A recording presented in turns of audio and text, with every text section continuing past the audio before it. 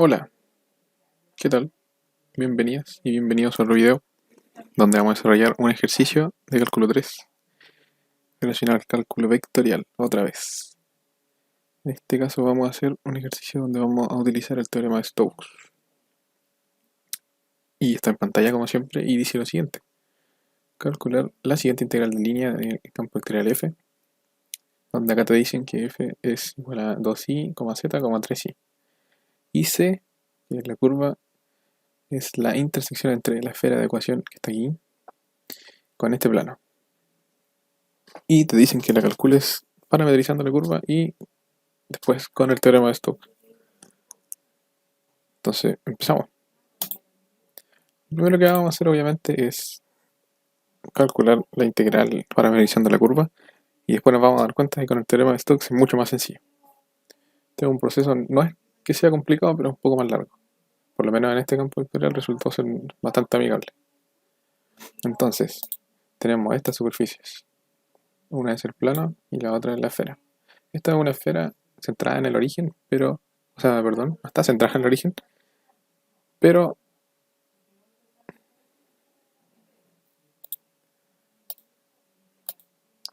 lo primero que vamos a hacer es calcular la integral de línea parametrizando la curva. Con este campo vectorial resultó ser bastante amigable, pero es un proceso más largo que con el teorema de Stokes. Por eso después nos vamos a dar cuenta de que el teorema de Stokes está para simplificar la vida. En este caso tenemos nuestras superficies. Uno es el plano z igual a x más 3 y el otro es esta esfera que está desplazada, si se dan cuenta, en el eje z. Y entonces, ¿qué podemos hacer? Si queremos encontrar la intersección, que es la curva C, podemos darnos cuenta de que la variable z ya la tenemos despejada en función de x. Entonces, ¿qué podemos hacer? Intentar reemplazar esta z igual a x más 3 en la esfera. ¿Y qué nos resulta? Simplemente acá x cuadrado más y cuadrado más el valor de z lo reemplazamos y desarrollamos. Nos queda lo siguiente y acá podemos simplificar 6x con 6x y el 9 con el 18 se pueden restar y simplemente queda esto. Y ahora, para los que no reconocen esto, podemos dividir por 9 y nos queda esto. Ya saben que si aquí dividimos por 9 resulta en x cuadrado. Voy a hacer esto, una flechita aquí. Ya, esto resulta en x cuadrado, perdón, 2x cuadrado sobre 9 más y cuadrado sobre 9 igual a 1. Y esta es la ecuación de una elipse. Y recordemos que en el denominador están los correspondientes brazos de la elipse por cada coordenada. En este caso entonces sería un 3 sobre raíz de 2 al cuadrado. 3 sobre raíz de 2 al cuadrado. Por eso es que aquí queda este 3 sobre raíz de 2. Y acá queda un 3. Entonces esta es la elipse centrada en el origen, que tiene como eje menor en el eje X 3 sobre raíz de 2, 3 sobre raíz de 2 menor que 3. Y el brazo mayor es 3 en el eje Y.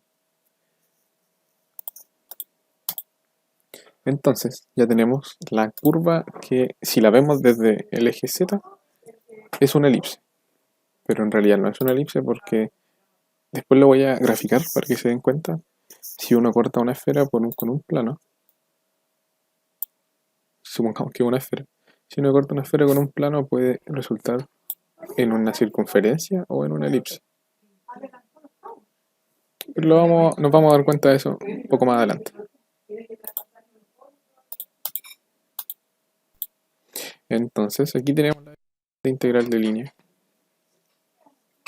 Aquí no puse las especificaciones de, por ejemplo, de que t se mueve entre A y B. Se entiende, sí, pero para no perder tanto la formalidad. Por eso aquí entre una y, es entre A y B. Además, R debe ser de clase C1, una parametrización de la curva de clase C1, ya que esta derivada debe ser continua y además este campo vectorial F tiene que ser continuo. sobre la curva R. O sea, sobre la curva C en este caso, pero que está parametrizada por el parámetro t. Y a esa parametrización le llamamos R. Entonces, ¿cómo parametrizamos en este caso nuestra elipse? Para parametrizar la elipse, podemos elegir esta parametrización, que es muy parecido a cómo se parametrizaría una circunferencia, pero los radios, en este caso, el radio que sí, que siempre ha habido un R coseno de t y un R seno de t, en ese caso es cuando una circunferencia, pero aquí hay una elipse que no tiene la misma distancia en cada eje, entonces se parametriza así. Podemos ver que esta parametrización cumple con la identidad coseno cuadrado de t más seno cuadrado de t igual 1, si la reemplazamos directamente en la elipse. Entonces, movemos el parámetro entre 0 y 2pi. Y con esto, r de t, que es como le vamos a llamar a la parametrización de la curva C, podemos escribir así, que C está parametrizado por esto. Y la parametrización es la coordenada x aquí, la coordenada y la coordenada z, que si no se acuerdan, era una que ya estaba despejada. El ejercicio nos da la coordenada z despejada porque era un plano que tenía esta ecuación. Entonces aquí simplemente esta coordenada se reemplaza aquí el x y el más 3 se suma acá normalmente. El x está aquí y esta es nuestra parametrización con t entre 0 y 2pi. Entonces, ¿qué podemos hacer ahora? ¿Qué es lo que tenemos que hacer? Entonces, ¿qué es lo que tenemos que hacer ahora? Derivar. Para sacar esto, que es lo que justamente tenemos aquí. Entonces, aquí simplemente se deriva con respecto a t. Hacemos dA de t. Y derivamos cada componente del campo vectorial por la respectiva derivada, en este caso por t. Entonces aquí simplemente nos queda la derivada del coseno, ya que esto es constante, y acá quedó menos seno. Aquí queda la derivada del seno, que es coseno, y aquí el 3 muere porque es constante, y acá queda exactamente lo mismo que en la coordenada primera. Obviamente esto se mueve entre 0 y 2pi también. Entonces nuestra integral de línea consiste en evaluar el campo vectorial f en la parametrización y hacer un producto punto. Recordemos que estos son vectores por la derivada de la parametrización. Y esto se va a mover entre 0 y 2pi y va a estar integrado con respecto a t.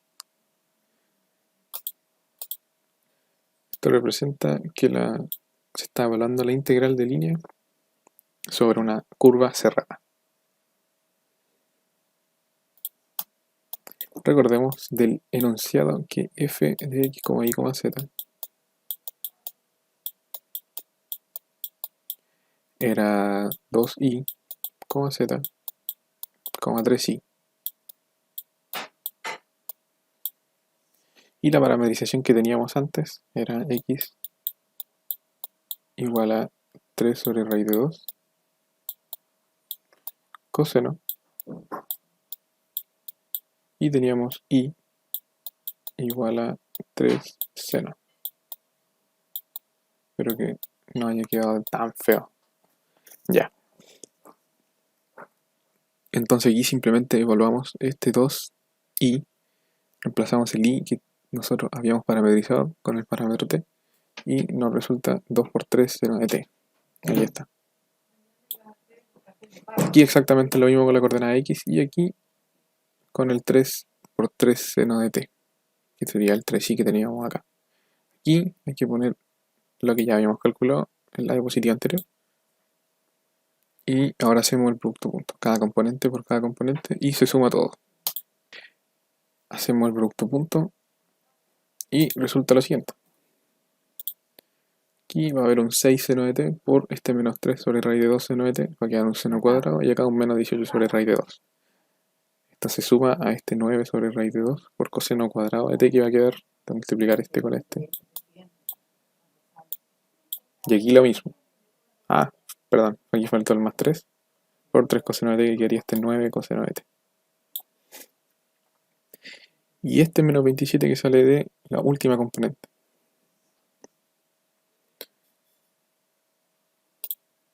Haciendo esto, vamos a proceder a sumar lo que corresponde sumar para que nos quede más simplificado. Y antes que todo quiero decir que esta integral la voy a omitir. Estamos integrando entre 0 y 2pi. Espero que lo recuerden. Si no lo calculen, si no están seguros. Pero la integral de coseno de t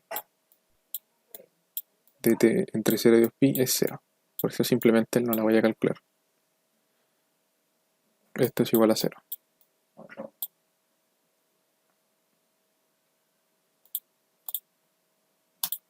Entonces aquí elimine el 9 coseno de t. Aquí vamos a factorizar por raíz de 2. La vamos a sacar afuera de la integral y ¿qué nos queda? 1 sobre raíz de 2 por todo esto. Aquí vamos a sumar este menos 27 con este menos 18. Y nos va a quedar este menos 45. Y acá este 9 coseno cuadrado. Y acá un menos seno cuadrado. Entonces aquí yo voy a hacer un truco que es escribir este menos 45. O sea, perdón, este 9 como 54 menos 45. Simplemente para que nos quede la identidad. Coseno cuadrado más seno cuadrado igual a 1. Es por eso. Entonces aquí, este 54 menos 45 coseno cuadrado de t. Podemos hacer el producto aquí, con este menos 45 coseno cuadrado de t, y acá hay un menos 45 seno cuadrado de t. Entonces, esto simplemente va a quedar un menos 45, ya que coseno cuadrado más seno cuadrado de algo que es igual es 1. Siendo esto, otra vez,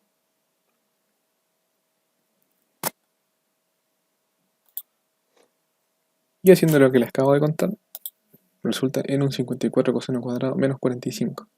Y aquí simplemente separamos las dos integrales. Recordemos la suma de las integrales. O sea, la integral de una suma es la suma de las integrales. Y aquí tenemos esto. Este 54 que hay aquí simplemente sale de acá arriba. Y este 2pi sale de integrar menos 45 entre 2pi entre 0 y 2pi. Y acá este menos 45 sale de la integral y simplemente es t evaluado entre 0 y 2pi y eso es 2pi. Y este raíz de 2 que teníamos aquí va a seguir apareciendo, claramente. Entonces, simplemente queda desarrollar esta integral. Y esta integral es relativamente sencilla, hay que acordarse de la identidad del coseno del ángulo doble.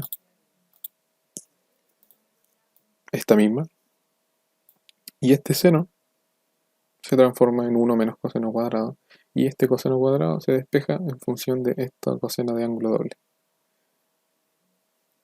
Entonces nos queda la integral del coseno cuadrado de t es igual a esto. Y la estamos evaluando entre 0 y 2pi. Entonces aquí el 2pi sería, o sea, evaluándolo en 2pi sería 2pi más seno de 4pi sobre 2. Seno de 4pi es 0, por lo que solo queda este 2pi. Y cuando evalúan 0, este sería un 0 y este también. Entonces simplemente queda un 2pi. Y por eso entonces va a quedar 54 sobre raíz de 2 por 2. Y acá el 2pi. Este se va a cancelar con este. Y se le va a restar el menos 45 por 2pi sobre raíz de 2. Y aquí queda un 54 menos 90.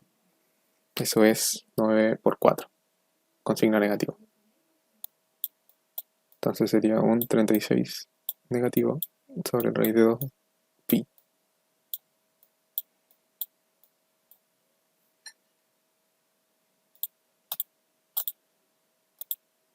Y acá está. Y este sería el resultado de la integral de línea. Ahora con el teorema de Stokes. Entonces, enunciamos el teorema de Stokes. Si es una superficie suave de R3 limitada por una curva cerrada C. Recordemos que cerrada. Esto es importante ya que si no, no sería válido. Supónganse que la superficie es orientable, ¿ya? Y que la frontera está orientada de modo que la superficie se encuentra a la izquierda de la curva. Esto es un poco complicado de entender, pero quiere decir, de otras palabras, que la superficie es compatible con la curva, con la orientación de la curva. Y de otro modo, que la curva cumpla con la regla de la mano derecha. También esto quiere decir que si uno camina, por así decirlo, hipotéticamente sobre la curva, tiene que ver el vector normal a la izquierda de uno.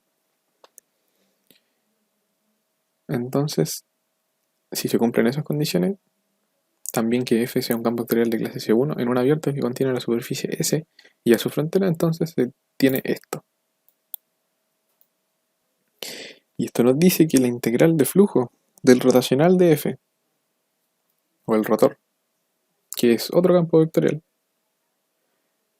es igual a la integral de línea sobre el borde de la superficie S. O la integral de línea en una curva cerrada es igual a la integral de flujo del rotacional dentro de la superficie que envuelve el borde donde se está calculando la integral. Entonces,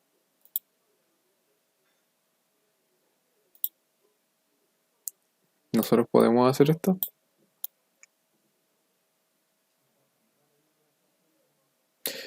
La respuesta es sí, siempre y cuando orientemos la superficie correctamente, ya que el campo F, no hay que preocuparnos del campo F, es un campo bastante amigable.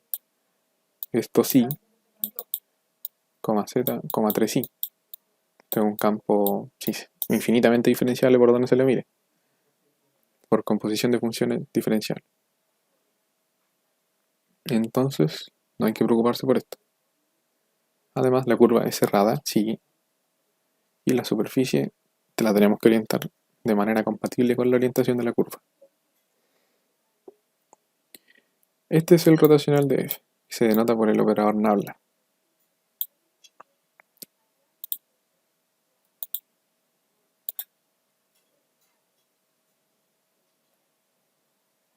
Ahora nos vamos a ir al graficador para que puedan notar cómo se orienta la curva en este caso. Aquí tenemos nuestras dos superficies. Este es el eje X, denotado por el color rojo. Y irónicamente lo puse en azul.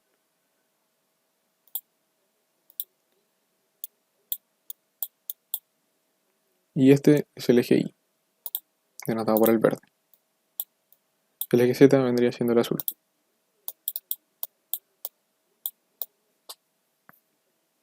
Entonces aquí podemos ver nuestra superficie Z. Perdón, aquí podemos ver nuestra esfera centrada en un punto del eje Z que creo que es el 3. Y nuestro plano Z igual a X más 3. Y como ya les había contado, si uno corta con un plano una esfera, se puede obtener un círculo o una elipse.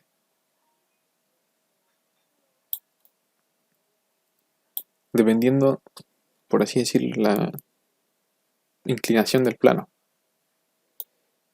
Y este plano coincide que justo corta en el medio de la esfera. La corta por la mitad, en dos partes iguales. Podemos verlo así. Si la vemos de este lado, notamos que está cortada en dos partes exactamente iguales. Y cuando sucede eso, la superficie que se genera es un círculo. La podemos ver desde aquí. Pero nosotros lo que hicimos fue despejar la variable z, por lo que nosotros estamos viendo la superficie desde arriba y que se ve una elipse.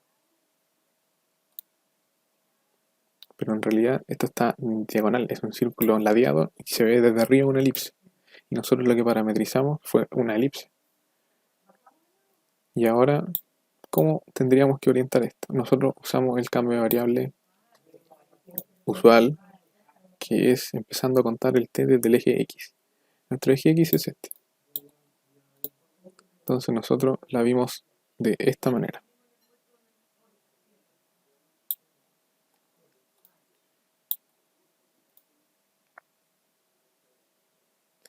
Se supone que uno de los ejes de la elipse era 3. Y podemos notar que sobre el eje Y es el eje mayor es 3. Y aquí debería ser 3 sobre 3 de 2, que no sé cuánto es exactamente. Pero claramente se ve que es menor que 3. Ya, nosotros parametrizamos la curva en este sentido. La recorrimos así. Entonces, como yo les conté, que tiene que ser compatible y que tiene que pasar, que tiene que cumplir la regla de la mano derecha. Entonces, la orientación de los dedos vendría siendo cómo se recorre la curva. Y el pulgar señala dónde apunta el vector normal a la superficie. ¿Cómo nos queda entonces? Nosotros orientamos de esta manera. Aquí se va a ver muy feo, pero ojalá se entienda. Si nosotros orientamos así, entonces nuestro DS, lo voy a hacer así, tiene que ser así. Obviamente estoy exagerando, pero creo que se entiende. Tiene que tener una coordenada en Z positiva, ya que está orientada, por así decirlo, hacia arriba. A diferencia de este es el otro vector normal posible que podría tener esta superficie, que está hacia abajo. Para que esto cumpla la mano derecha, tenemos que poner todos los dedos menos el pulgar sobre el sentido en el que se está recorriendo la curva. Y el pulgar señala el sentido del vector normal. Y si ustedes hacen esto, si posicionan los dedos sobre esta curva y la recorren así, van a ver que el vector normal está hacia arriba. Entonces, ¿cómo podemos darnos cuenta cuál vector normal nos sirve? Simplemente podemos notar que este tiene una coordenada z positiva. Si esto se traslada hacia el origen, espero que no me haya quedado, espero que me haya quedado lo suficientemente paralelo. Puede tener una coordenada en z positiva y con eso nos podemos dar cuenta. Esto es más complicado verlo en un certamen donde uno no tiene estas herramientas para graficar. Y en este caso nos podemos dar cuenta fácil de cuál es el vector que nos sirve, porque nuestro campo vectorial es lo suficientemente amigable para calcular la integral de línea y ver que los resultados van a calzar. Y que no van a diferir de un signo, a eso me refiero. Si uno se equivoca de vector normal, lo único que va a pasar es que va a diferir de un signo. Y porque recordemos que si uno la integral de línea en el sentido opuesto de un campo vectorial es con el signo menos.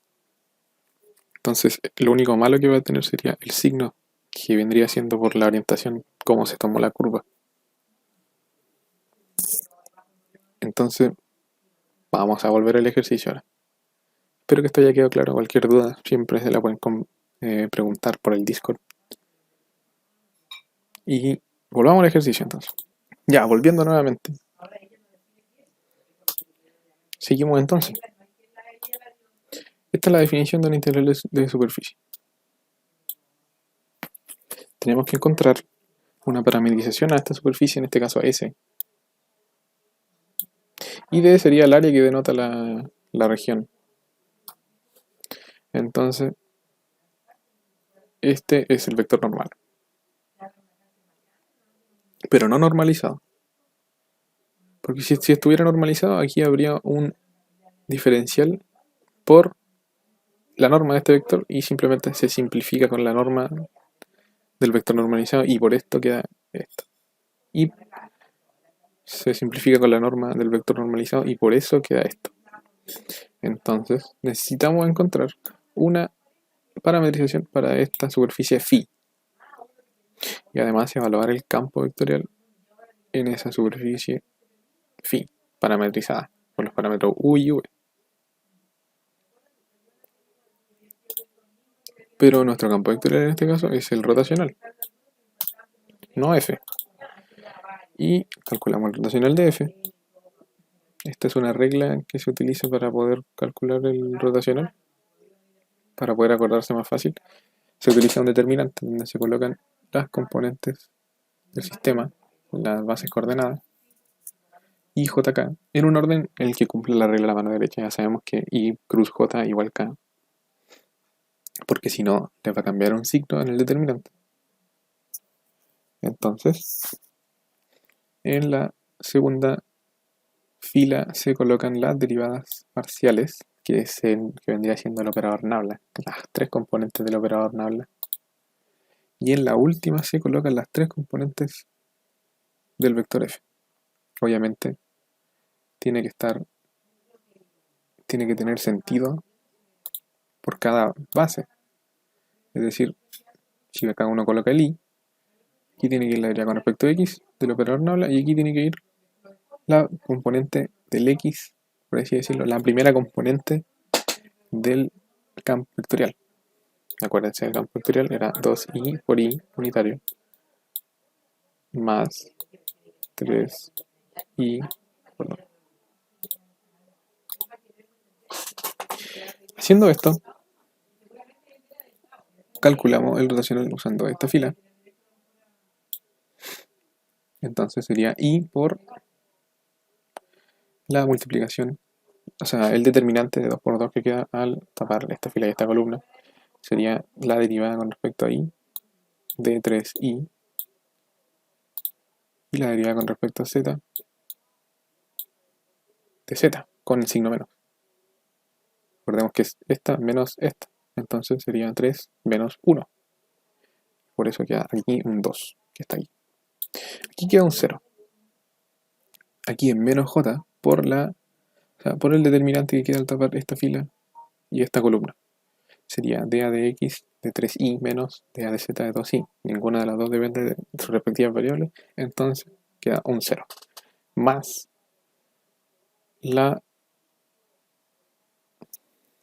el determinante que queda al tapar esta columna y esta fila, que sería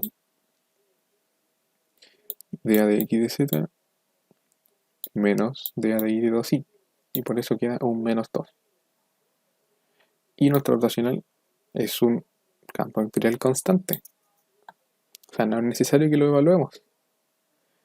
Una tremenda ventaja.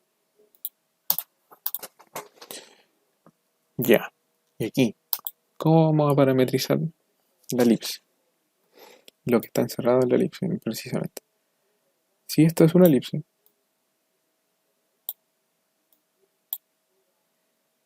y este es el eje Y, y este es el eje X, o sea, esta elipse está en el plano X, Y. Nosotros ahora tenemos que parametrizar toda esta área.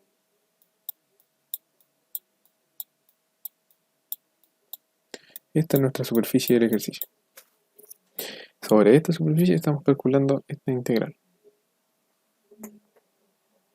Pero esto es visto desde el eje Z, porque recordemos que esto es una circunferencia. La intersección de las curvas era una circunferencia, pero si uno la proyectaba, quedaba una elipse. Entonces vamos a hacer exactamente lo mismo. Parametrizar la elipse, porque z igual a x,3 nos da ya una variable despejada. Y esa es una ventaja. Entonces, ¿cómo parametrizamos la elipse? Vamos a utilizar la misma parametrización que el borde de la elipse, pero con un ligero detalle, que vamos a agregar un R. Este R que vas a encontrar aquí. El cambio que nosotros estamos haciendo es este.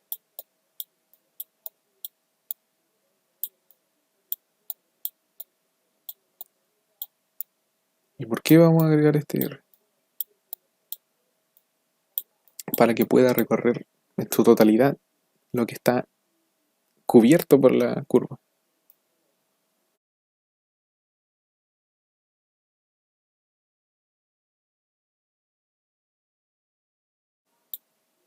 Aquí me quedó muy feo, pero esto es exactamente igual a lo que teníamos delante, y igual a 3 seno de t. Pero aquí vamos a agregar el R. Entonces aquí el R lo vamos a hacer variar entre 0 y 1, porque si es 1, alcanza el valor máximo. Eso quiere decir que va a ser la elipse. Entonces lo que estamos haciendo aquí es, tenemos esta curva con R igual tal valor. Si aumentamos el R, va a recorrer esta elipse concéntrica con esta. Y después, por ejemplo, R igual a 1 va a ser la elipse que al final teníamos también concéntrica con esta. Entonces lo que estamos haciendo es sumar elipses. Con R igual a 0 tenemos el origen. Y así podemos cubrir en su totalidad la región completa que encierra esta elipse. Y la coordenada en Z es lo mismo que teníamos antes. Aquí más 3.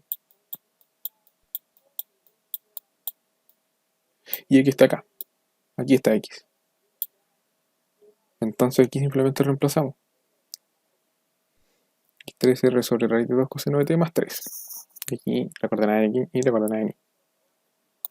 Y aquí están los valores t entre 0 y 2pi, que es lo mismo que teníamos hace un rato. Y R entre 0 y 1. Entonces tenemos nuestra superficie phi parametrizada por R, t. ¿Qué hacemos con esto? Necesitamos calcular los vectores tangentes.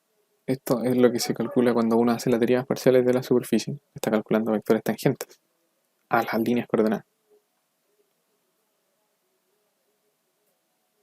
Entonces, derivamos aquí con respecto a R.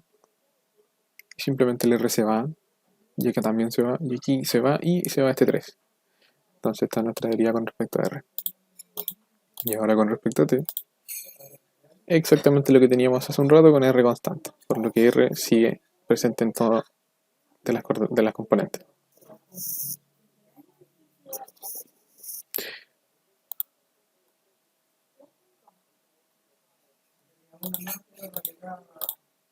Y por último, la derivada con respecto a T, que es exactamente igual a la derivada con respecto a T que hicimos de la curva, pero con R igual constante, por lo que se mantiene en cada una de las componentes. Y nuestro vector normal vendría siendo el producto cruz de estos dos vectores. Y aquí es donde depende la superficie, porque sabemos que el producto cruz es antisimétrico. Entonces, si uno realiza este producto al revés, va a quedar con un menos. A eso es lo que voy. Por lo que aquí es donde tenemos que recordar lo que mencioné hace un rato, que era que el vector normal que nosotros tenemos que elegir es uno que tiene la componente en z positiva. Entonces vamos a hacer el producto y si no nos queda simplemente le ponemos un menos. Era hacer el producto al revés. ¿Qué resulta de aquí? Vamos a elegir esta fila. Simplemente nos queda y por, ya sabemos el determinante 2 por 2 que resulta de este producto. Y nos queda menos 9r sobre raíz de 2 seno cuadrado menos 9r sobre raíz de 2 coseno cuadrado. Este coseno cuadrado y este seno cuadrado van a morir. Y va a quedar simplemente un 9r sobre raíz de 2. Con signo negativo, por supuesto. Ahora lo mismo con j. Va a quedar el determinante de este producto con este producto. Eso es un 0. Si se dan cuenta aquí, va a ser un 3 sobre raíz de 2 por menos 3 r sobre raíz de 2 seno coseno. Y aquí es exactamente lo mismo. Porque aquí va a quedar un 3, va a quedar un negativo, pero como el determinante le cambia un signo, entonces se van a restar. Va a ser un negativo más algo que es igual, pero con signo cambio. Va a quedar un 0. Y aquí, por último, tenemos el determinante que resulta al tapar esta fila y esta columna. Entonces nos queda este producto. Y este producto es muy similar al anterior, al primero, pero con un signo más. Y este seno cuadrado y este coseno cuadrado van a morir con la identidad. Y va a quedar un 9r sobre raíz de 2. Entonces, resumiendo, tenemos esto. Este es el vector normal. Para cada punto de la superficie parametrizada. Y este tiene su componente en z positiva. Recuerda que r es mayor que 0, por lo que esto es siempre positivo, o 0. Entonces este es el vector normal que sí vamos a utilizar. Este es el vector normal que nos sirve para el teorema de Stokes. Y ahora, utilizando el teorema de Stokes, finalmente tenemos que la integral de línea cerrada, este era el borde de phi, o sea la elipse, que es la que calculamos antes, es igual a la integral del flujo del rotacional de f sobre esta superficie, que es la encerrada por esa elipse. Y esto es igual, aquí vamos a hacer la integral doble y reemplazamos los valores en los cuales se mueven las variables r y t. T se mueve entre 0 y 2pi y r entre 0 y 1. Y aquí evaluamos el campo rotacional de f en la parametrización, pero recordemos que es constante, por lo que sigue igual. Y producto punto el vector normal de t a de r. Haciendo este producto punto, ¿qué nos va a resultar? Va a quedar esta integral. No le voy a poner los límites, bueno, a lo mejor sí. Esta integral. Aquí va a quedar un 2 por menos 9r sobre raíz de 2. Entonces va a quedar un 2 por 9r sobre raíz de 2 con signo menos. Más 0 por 0, más menos 2 por 9r sobre raíz de 2, que es exactamente lo mismo, por lo que vamos a agregar un 2 más de t a de r.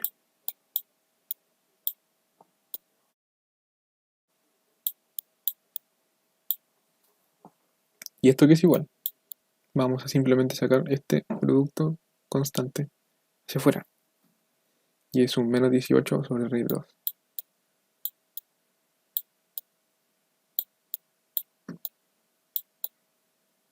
Aquí es un 2 por 9, para que se note mejor lo voy a hacer un poco más ahí.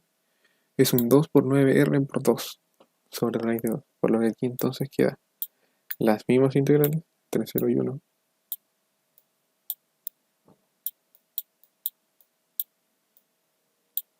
Entre 2pi y 0.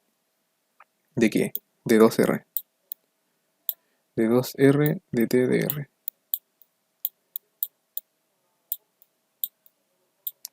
Y esta integral, con respecto a t, no hay nada que dependa de t, así que simplemente t evalúa entre 0 y 2pi y queda 2pi.